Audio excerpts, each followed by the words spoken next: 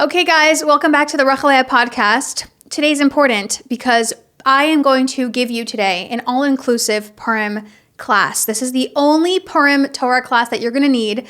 Let me just tell you, there's no feeling on earth like going into a Jewish holiday and knowing that you're prepared. You know what the holiday's about. You know why it's important. You feel connected to it. You learned an amazing class about the deeper meaning and the storyline and everything, and you just feel prepared. It is one of the best feelings ever. Just trust me on this one. And I want to do that for you. And I want to make this an all-inclusive class. This is the only Purim class you're going to need this year. We're going to do surface level, go over the whole story. We're also going to go really deep into Purim. What is Purim? What are we actually celebrating? What is this crazy story? This is a crazy, insane, almost bordering on the ridiculous story. You'll understand what I mean soon. We're going to go over the mitzvos because that's honestly the most important thing, what we have to do on Purim.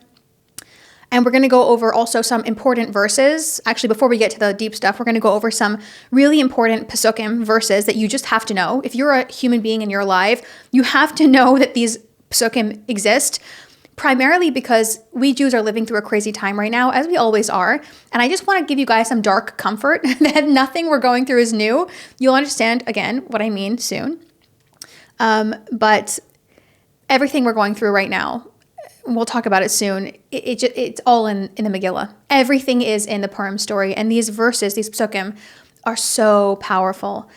And I'm just really happy and excited that we're doing this because I want all of us, you, me, everyone, I want the whole world to go into Purim knowing what's going on, feeling it's just, you start to live in like alignment with the day, being prepared for a Jewish holiday that it really makes the world of a difference. And this is the only class you're going to need.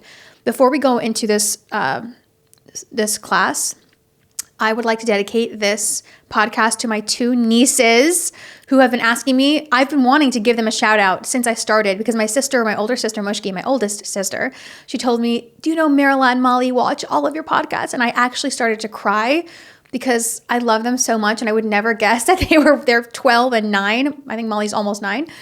Or maybe she is 9. I can't remember. Marilla's 12. Molly's either 8 or 9. No, she's 9. She's 9. I think she's turning 10. Anyways, it was like the honor of my life that my delicious, cutest, most beautiful, amazing, brilliant nieces who live in New Jersey, they're watching this podcast. So Marilla and Molly, I love you. You better watch us. I'm going to quiz you when I come to New Jersey. I'm joking. I love you both. Thanks for watching. That's shout out to them too. Okay, so before we go into the storyline, the story overview, the important verses, and the deeper meaning of Purim, the most important part about all of this are the mitzvos. There is no point in learning anything. There's no point. The most important thing is action in Yiddishkeit, in Judaism, in life itself, in general. Action is everything. So when Purim comes, there are mitzvos that we have to do, physical mitzvos that we actually have to do. If you're Jewish, these are 4 things that have to get done on Purim. This is the most important part of our class, even though it's not the most inspiring because mitzvos are our life. And so this is paramount. Okay, so we're going to go over them quickly because I want this to be really just the one class that you need. You don't need to listen to anything else. So number 1, you need to hear the Megillah on Purim twice. You need to hear the Megillah. Megillas Esther, the scroll of Esther. You can go to any synagogue near you. You need to hear it once at night. You need to hear every single word at night, and you need to hear it once in the daytime as well. Every single word. Both times you hear it, you need to hear every single word. This is the first mitzvah of Purim. Number 2, we have matanas la'avyonim, which means gifts to the needy. We give charity to at least 2 people on Purim day. Again, if you need help with this, your local synagogue, your shul will help you. You'll understand if you go to shul. You can also just give money online or to a person you see on the street. We also have mishloach manos, which means we send food packages to friends.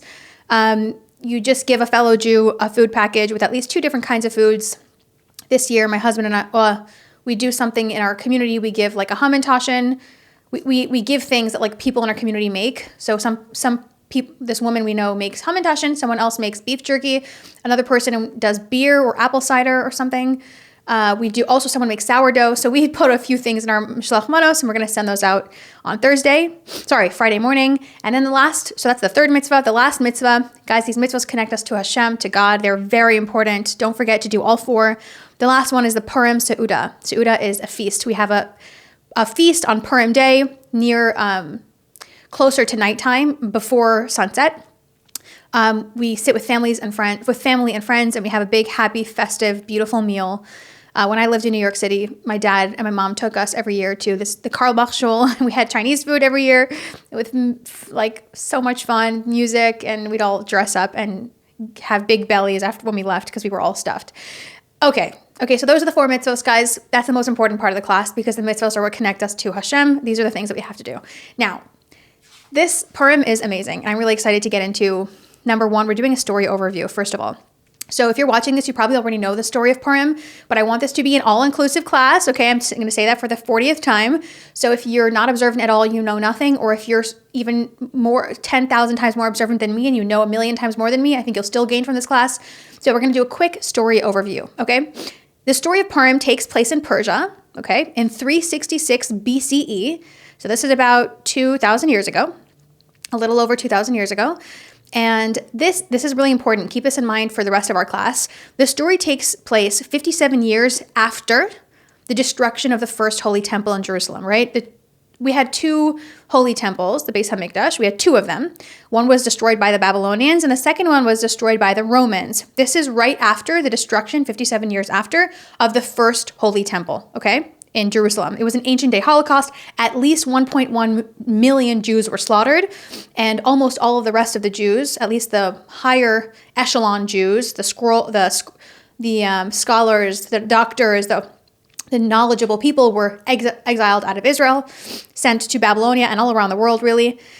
And this story takes place in Persia, and the Jews are living there as part of their exile, right? They were thrown out of the land of Israel by the Babylonians, slaughtered, exiled, and they are very well integrated into Persian society. Okay, so it's important to know. Just keep that in mind.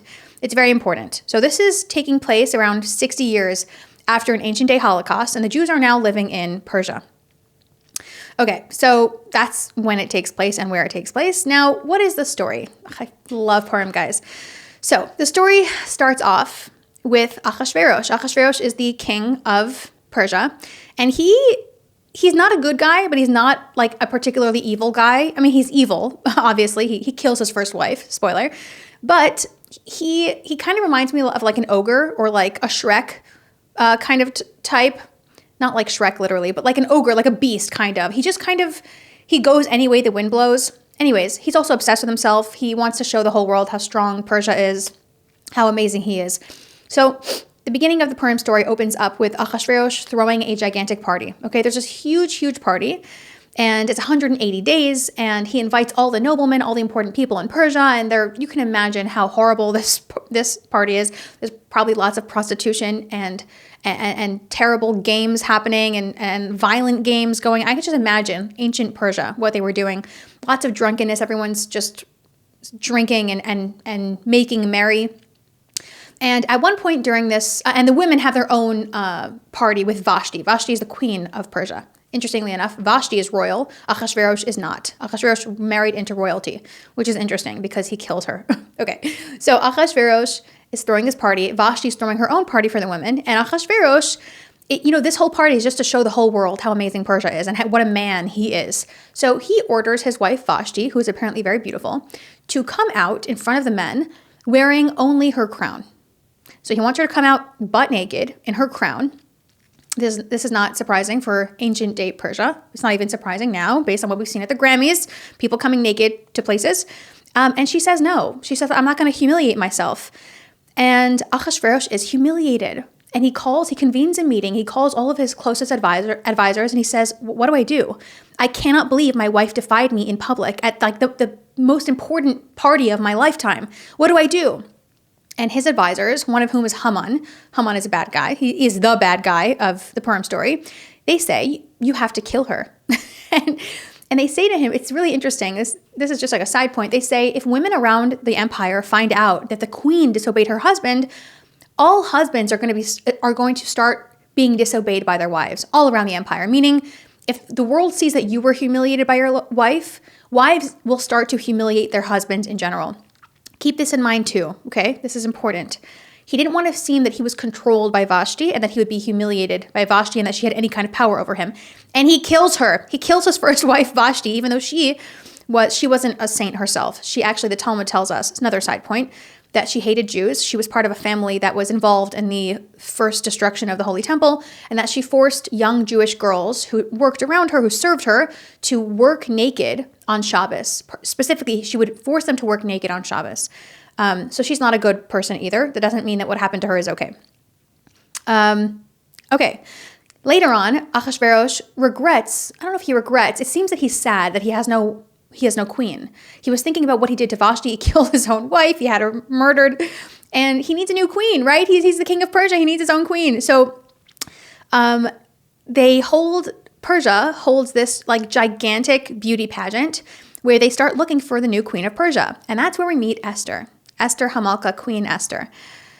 Esther is this young, beautiful Jewish girl. She is the niece, or let's say young woman. Hopefully she was not a girl. She is the niece of Mordechai. Mordechai is also a main character of the Purim story. He is the leader of the Jewish people in exile. Hasidic philosophy calls Mordechai Moshe Shebedoro. He was the Moses of his generation. And he is just it makes sense that he's the Moses of his generation. You're going to see this when we go through the important verses. What a Jew. What a man. He's so strong, so strong, so strong. We're going to get to him. Anyways, this is his niece. Esther is an orphan, and he raised her. And Esther goes with all the women. They sit in oils for 6 months, and then another 6 months of being rubbed with perfume to go see the king. A full year later, she meets Achashverosh. And Achashverosh, obviously, looks at her and falls in love. I don't know if I'd call it love. Let's call it falls in lust. It's just instant attraction. She did something to him. He was absolutely mesmerized by her, and he immediately makes her queen. He loves her. He falls in love with her. And Esther, a young Jewish woman, becomes the new queen of Persia. But she never tells anyone that she's Jewish. Esther and Mordechai, keep this in mind too, are terrified of anyone finding out that she's Jewish. So Achashverosh, no one knows that she's a Jew. So we have a young Jewish woman as the new queen of Persia. Okay. Meanwhile, we're almost done with the story overview. There's a man named Haman who is an ancient day Hitler who is really a narcissist, loves himself more than anything, is obsessed with his own success, and Achashverosh promotes him as like his right-hand man. So he's like second to the king. He's like the king's closest advisor. Haman is Achashverosh's closest advisor. And the king makes this law that whenever Haman leaves the palace and goes out into the streets, everyone has to bow down to Haman. So Haman, walks out into, beyond the king's gates, and everyone has to bow to him on the floor. Get on the floor and bow down to Haman. He is, an extension of the king. And there's one person who will not, this is one of the most, I don't want to use that word, one of the most awe-inspiring verses, and we're going to get there in a minute. I think about this all the time. These words run through my head all the time. I try to make myself strong, and I use this verse. It's just amazing. We'll get there in 2 minutes. There's only one person who will not bow down to Haman, and that's Mordechai. Mordechai refuses to bow down to Haman, and Haman cannot handle it. It actually starts to drive him crazy. And he tests it. He goes back outside to see if maybe Mordechai will bow down this time, and Mordechai just refuses. And Haman wants to not just kill Mordechai, he wants to kill all the Jews. He decides that this race of people, this group of people, is so detestable, they're so disgusting because they won't bow down to him, or at least their leader won't bow down to him. He goes to Achashverosh, the king, and says, we're going to get there in a minute also. These verses are just out of this world, and they're going to give you some kind of dark comfort. I want to give you this dark comfort. Again, we're living in an insane world right now as the Jewish people, where the world feels like it doesn't make any sense. It's all going to make sense when you read the Purim story, because there's nothing new under the sun. Remember, King Solomon said that everything happened before. There's nothing new under the sun. Everything we're going through right now as Jews, our people have gone through a million times. Not a million, many, many times, including on Purim. So the rest of the story is basically Esther is in the palace. Mordechai is grieving outside of the palace because Haman wants to kill all the Jews and Achashverosh is allowing him to. And basically, long story short, Mordechai tells Esther, you need to intervene. You need to go to the king and beg him to save us. And Haman gets killed by Achashverosh in the end. And it's just an amazing story. And the Jews are saved. And we're not annihilated. Yay! The story of every Jewish holiday. They tried to kill us and they didn't. Okay. That's the story overview. Now, before we go into the deeper and deepest meaning, well, let's say deeper meaning of Purim, it's so magnificent. And I can only pray that God gives me the words to really explain it to you. to do it justice, which I don't know if I will, if I ever can, because the story just gets deeper. There's an unlimited amount of depth to the Purim story, but I'm going to try. But I want to go through some verses. If you have a heartbeat, if you're alive, I don't care if you're Jewish or not, you need to know that these verses exist because they're just amazing. The first one describes that when Mordechai, Haman goes out. So now we're moving on to something else. Important verses that you need to know. Just things I want to go over. When Haman goes out and everyone's bowing down to him, there's one person who won't. It's Mordechai. Just listen to how the Megillah describes it. Okay, we're in chapter 3, verse 1. And I hope that this gives you strength to be a strong Jew or a strong person.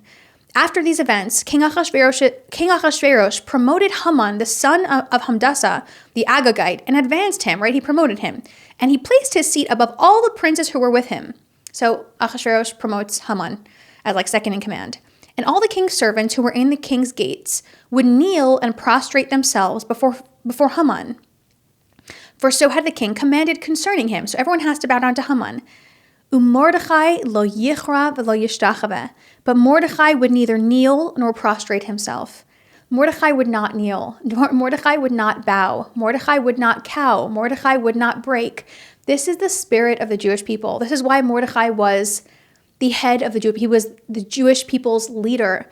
This is a personification of the Jewish spirit. We don't bow down to anyone but God alone. You cannot tell us what to do. We don't care how much you threaten us. Mordechai lo yichra v'lo yishtachave. Mordechai did not bow and he would not prostrate. He refused.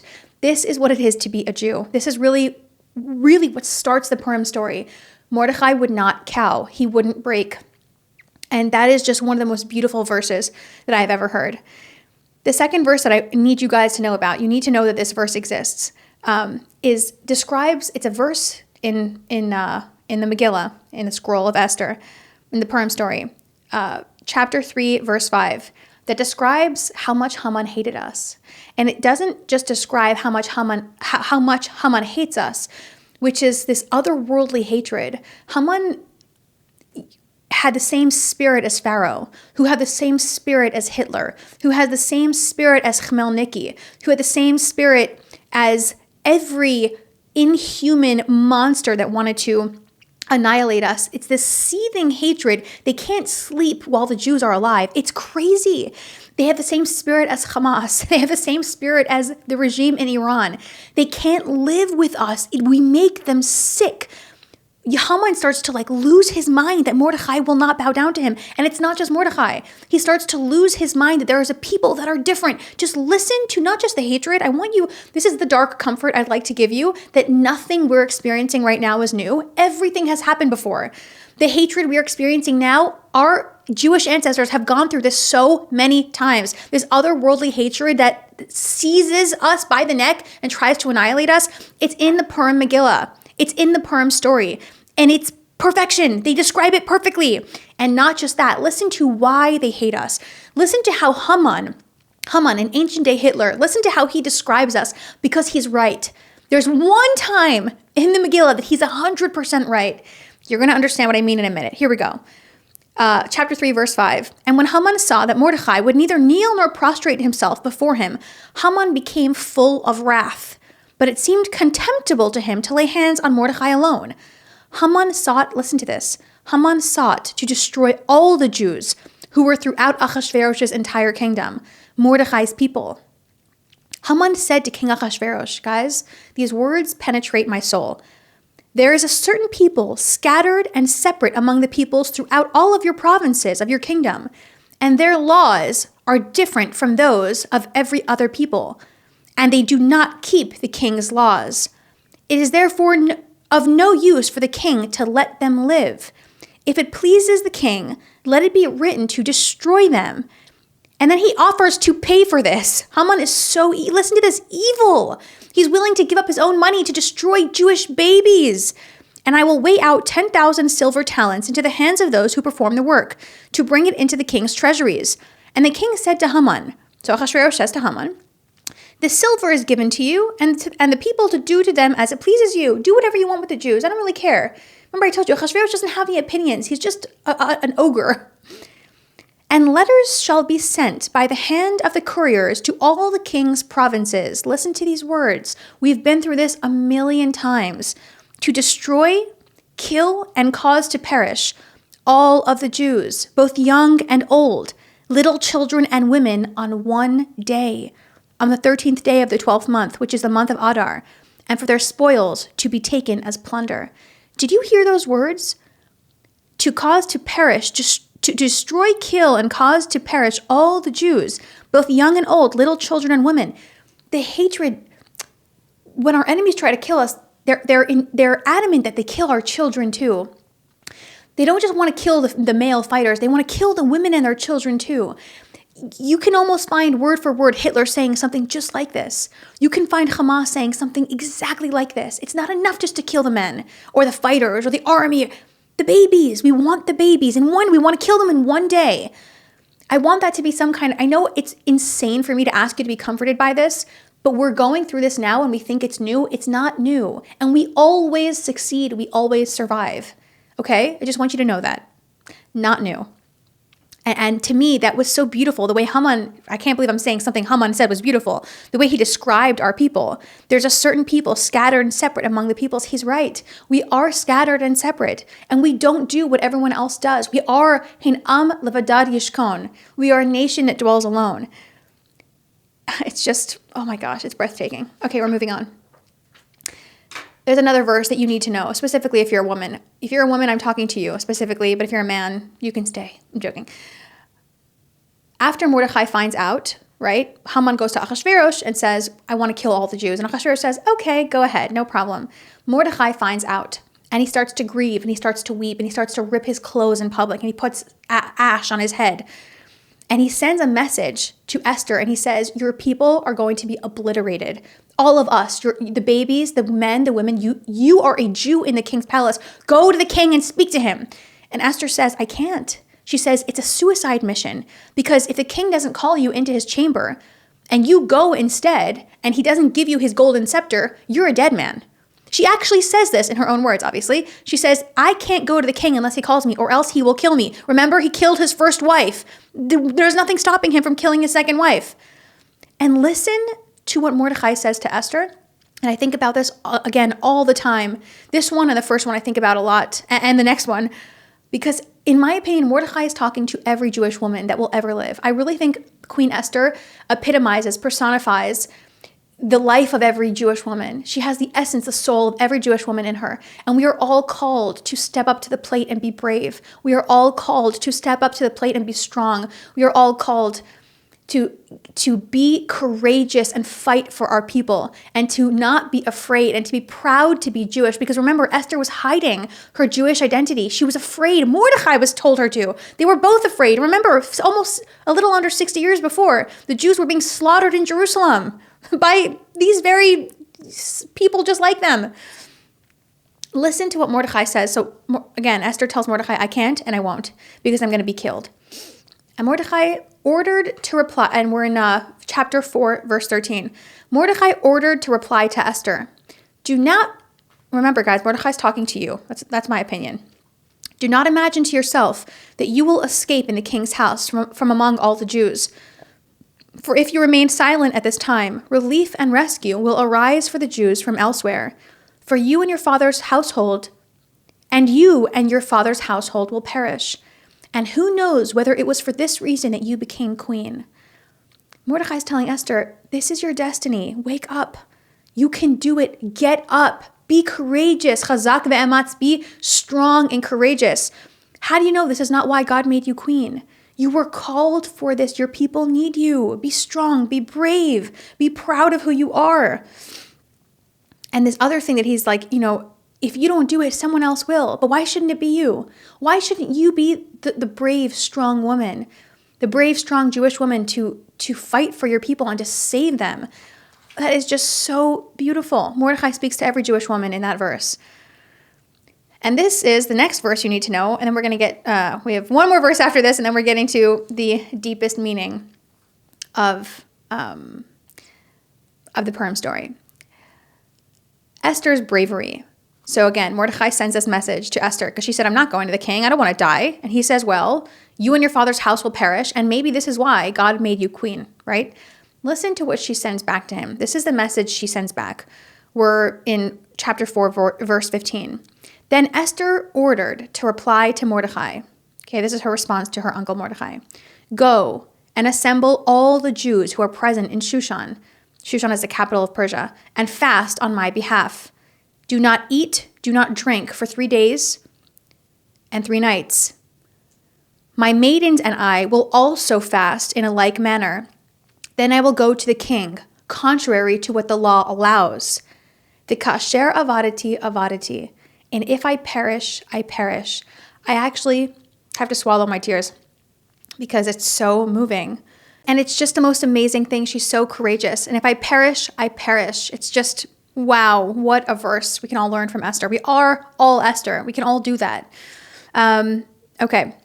Last but not least, we have another amazing verse where Haman is talking to his wife Zeresh, and he's complaining because Mordecai was honored instead of being like, we didn't go over this part of the story. He's basically complaining about Mordecai because the king wanted to honor Mordecai, and Haman had to do the honoring of Mordecai. Remember, Haman wants to kill Mordecai, okay? Listen to this verse. And Haman recounted to Zeresh, his wife, and to all his friends, all that had befallen him. And his wise men and Zeresh, his wife, said to him, if Mordecai, before whom you have begun to fall, is of Jewish stock, you will not prevail against him, but you will surely fall before him. That verse is just incredible, that the whole world knows that the Jews are not going anywhere. His own wife, who hates Jews, his friends who hate Jews, who support him, they say to him, you will not win against Mordecai if he's of Jewish stock. If he's not, you'll win. You'll succeed in killing him. But if I love that. If he is of Jewish stock, you will not prevail against him. Don't mess with the Jews. That's, to me, what it's saying. Okay, guys, what is the deeper meaning of Purim? What is all of this? Why is this holiday so important? Again, this holiday is not recorded in the Bible, right? In the Torah, because it happened a long time after the Torah was written by Moses, dictated by God and written by Moses. And it's such an important day, and we make a big day out of it. We focus on our children. Guys, by the way, it's a big day to focus on your kids and to bring them to connect them to the light of Yiddishkeit because it's fun and exciting. And it's important to go into Purim knowing, what am I supposed to be thinking about? What am I supposed to learn from this? What is in this for me? What should I be feeling? What actually happened? What's so important? Okay, so there was another time where we Jews had to fight for survival. What's so special about that? And there is something about the Purim story and the Purim Megillah that is completely different than absolutely everything else, anything else you'll ever learn, any other holiday that you're going to celebrate. The theme of Purim, the theme of the whole holiday of Purim, and the Megillah and the scroll, the story of Esther. 2 words, v'nahafoch hu. V'nahafoch hu is the theme of Purim, and it means, and it flipped, and there was something like exploded. So everything changed.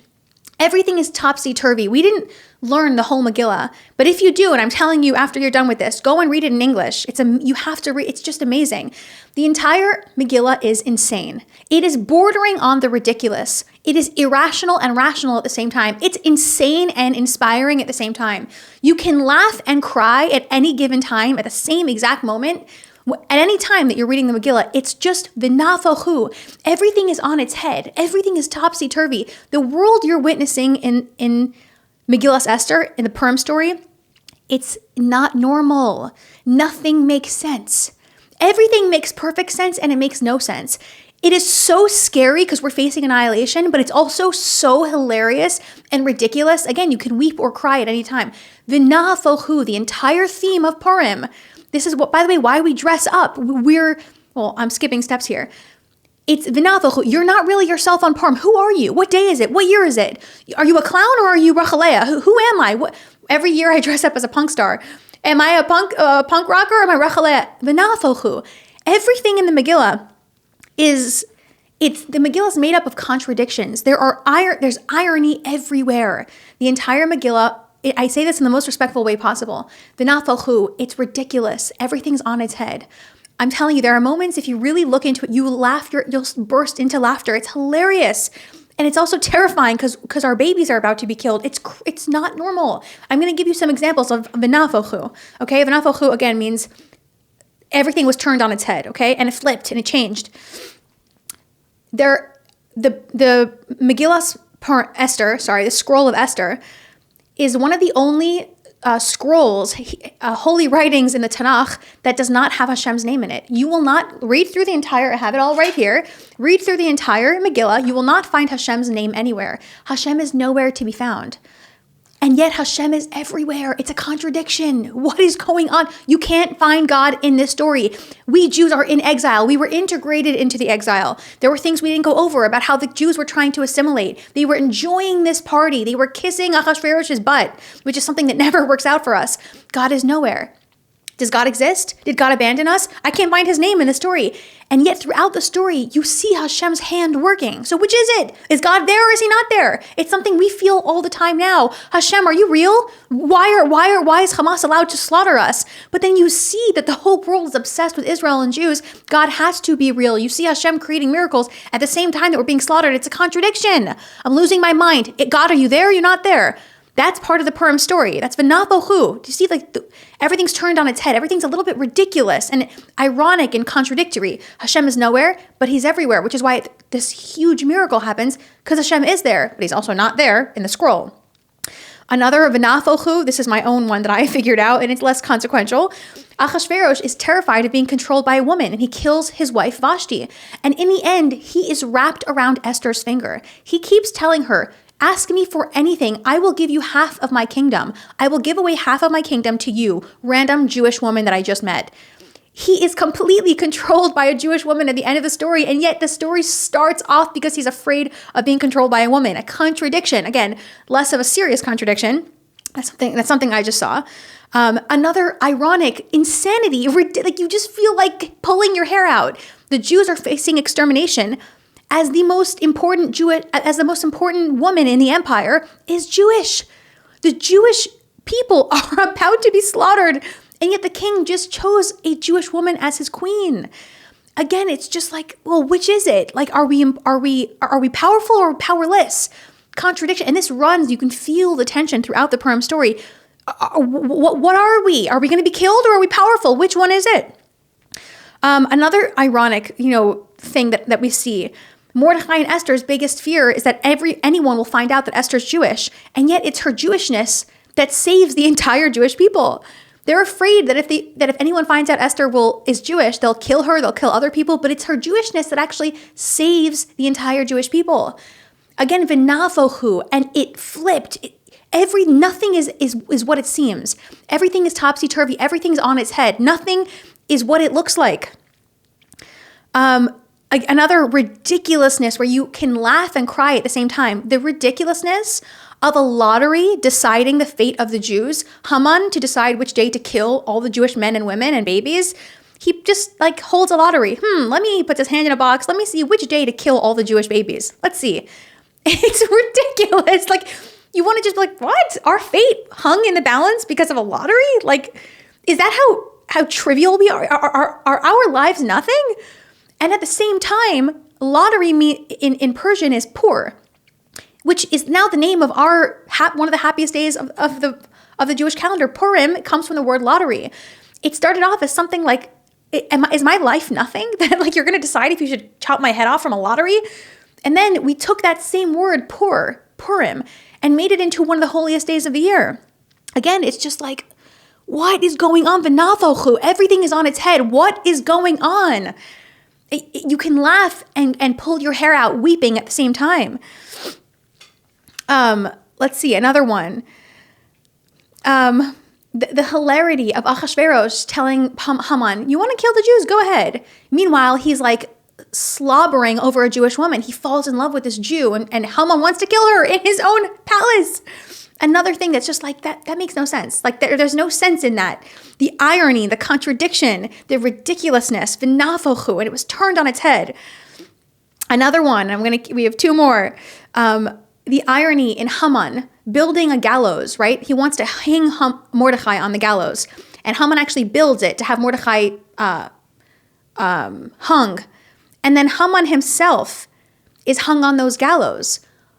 And the whole thing is just, you think Mordechai is about to be killed on the gallows, and then the person who built them, Haman, who wanted to hang Mordechai there, actually he's the one that's hung, and then Mordechai is given his entire household. V'nafochu. There's no sense. Why?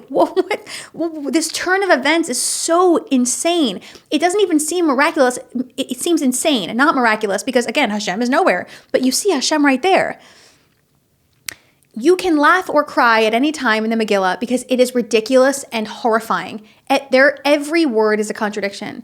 The entire theme of Purim, again, why we dress up, and we'll get there in a second. I'm going to explain that. The entire theme of the scroll of Esther, the story of Purim, is v'nafochu, and everything is on its head. Nothing makes any sense. The world is ridiculous. The world is irrational. The world is insane. The world has lost its mind.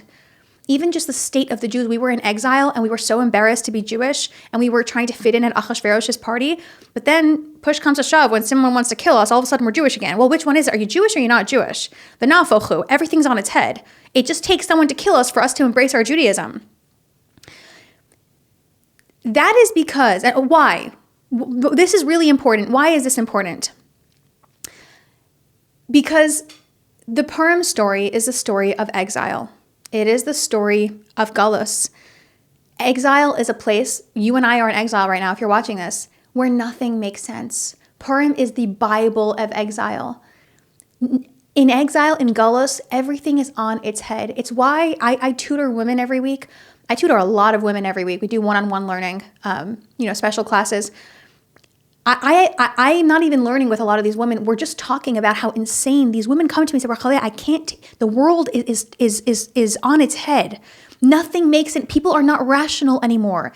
How is it possible that on October 8th, 2023, the whole world was telling Israel to show restraint, to not, like they were blaming Israel before Israel even did anything. After our people were slaughtered, they were saying, don't do anything.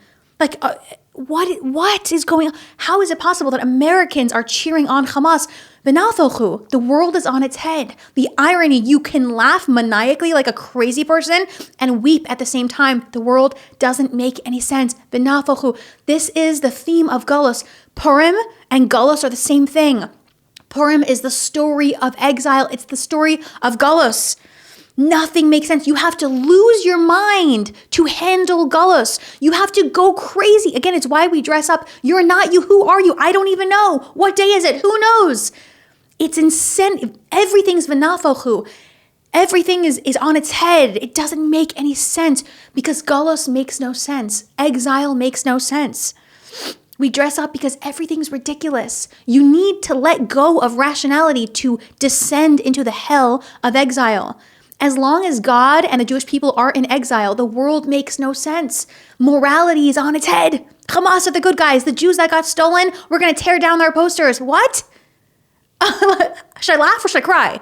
Or should I do both? Should I pull my hair out or should I start laughing? Which one? V'nafochu. Nothing makes sense because Galus, exile, is irrationality incarnate.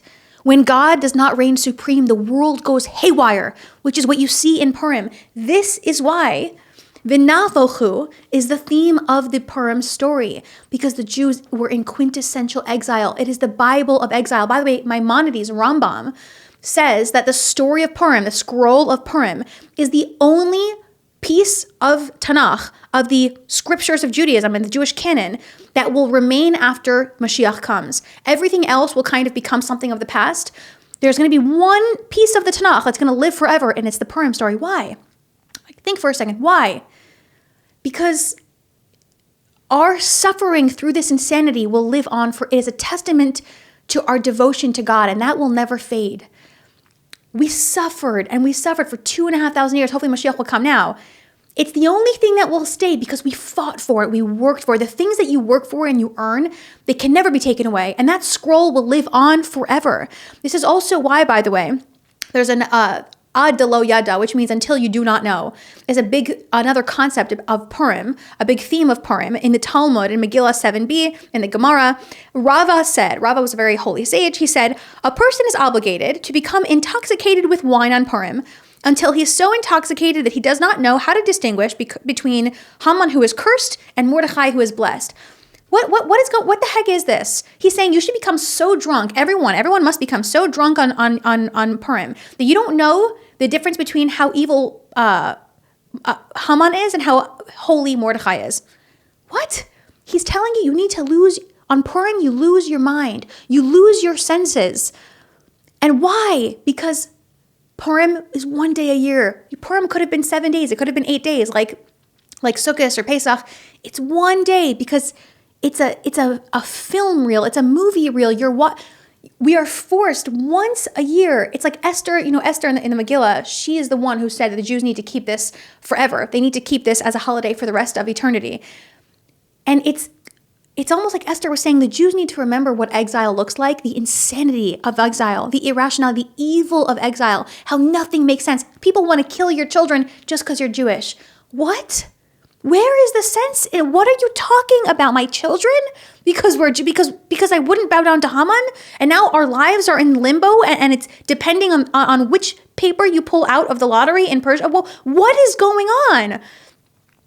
The Purim story, when you read Megillas Esther, you're being forced to witness the irrationality, the ridiculousness of exile once a year for just one day.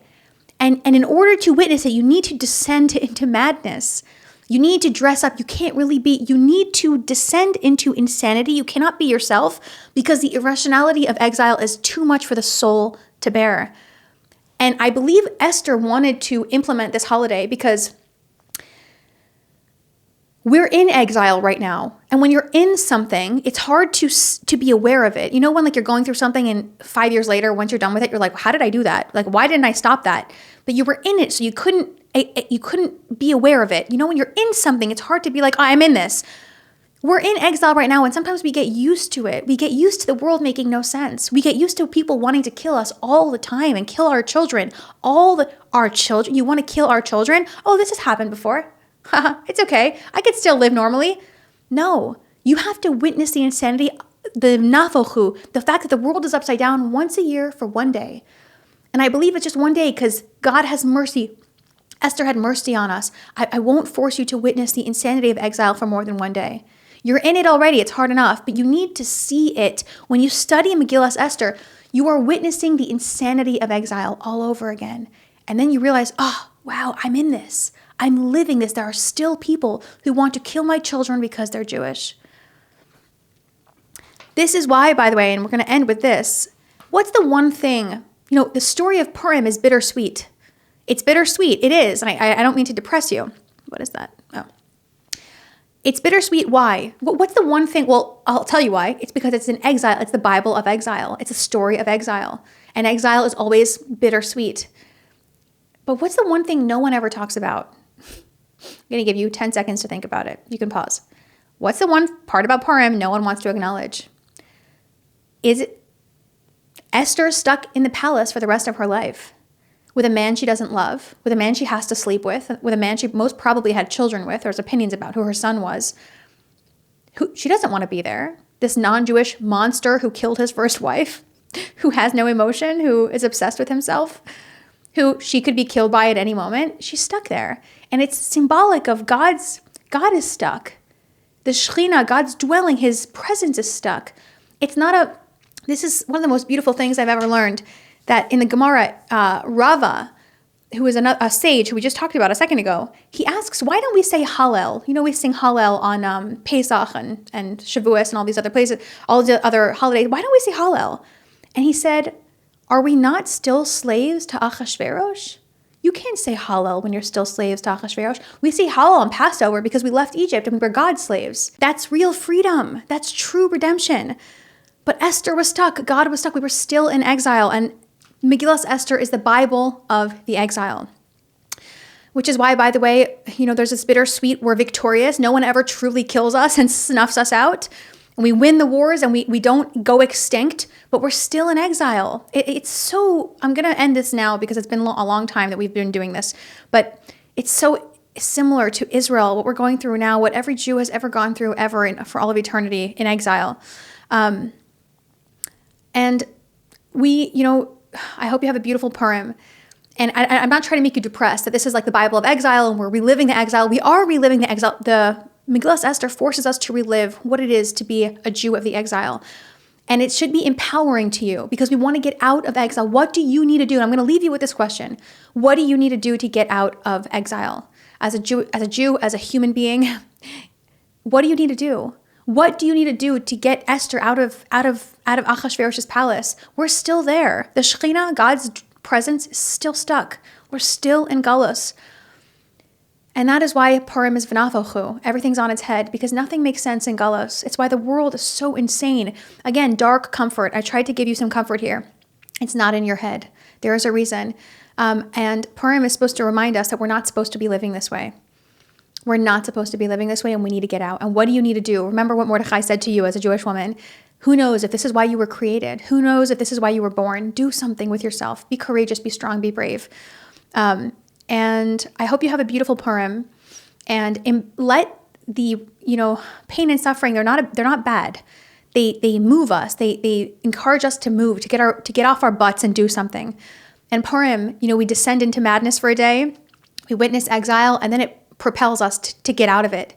And I want to leave you with that. I want to leave you with that question. What do you need to do to get the Jewish people and the world out of its state of exile? Have a beautiful Purim. Have fun with your families. Eat amazing food. And I hope that this class was exactly what you needed. And you can go into Purim feeling informed and empowered and understanding of everything. I'll see you next time.